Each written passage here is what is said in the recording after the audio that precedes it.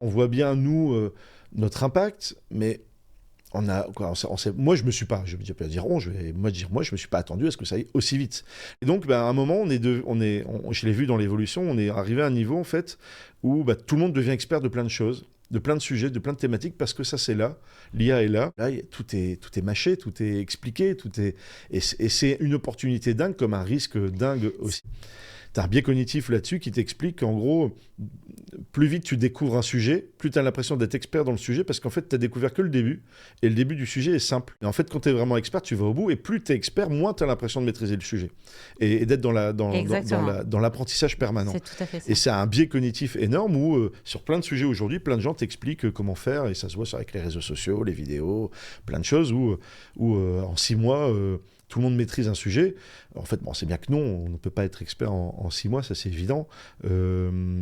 Et cet outil est en même temps une opportunité dingue parce que ça ouvre des portes à un champ de connaissances auquel on n'avait pas accès avant. Pas de cette manière-là en tout cas. Et à l'époque, la conf avait appelé « Est-ce que l'IA va tuer les agences de com et les agences tout court ?» Le spoiler alert, j'avais dit pas du tout. Et j'avais tort dans le sens où l'agence de com, digitale ou pas, qu'on connaissait il y a 3 ans, ne sera plus la même dans 2 ans, 3 ans.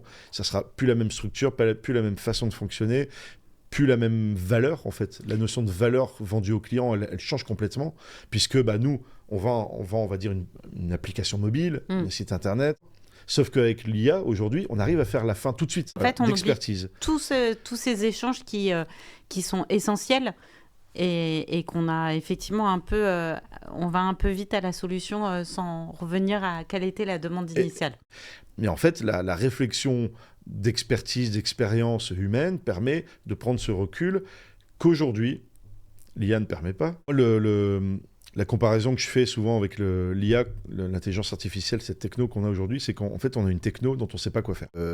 Concrètement, il y a plein de sujets, mais en fait, la techno va plus vite que les usages. Et ça arrivait quelquefois dans l'humanité, mais c'est en fait, on est en train de vivre, nous, notre génération, quelque chose qui a été vécu il y a des millions d'années quand il y a eu le feu, la découverte du feu. Ils ont découvert qu'on pouvait cuire de la viande avec, et ça a été indispensable dans l'éveil de l'humanité, parce que toutes les études montrent que c'est ça qui a fait que notre cerveau a évolué. C'est la première fois de notre vie d'humanité qu'on a une intelligence non humaine. On va devoir discuter avec quelque chose qui est non humain. Est-ce que tu as déjà vu des impacts sur le métier et est-ce que tu as déjà vu des dégâts sur le secteur ? Alors, on va parler dégâts, oui, et des opportunités dingues. Il suffit de regarder les listes des liquidations d'entreprises. Dans nos secteurs, et pas que, c'est tous les jours.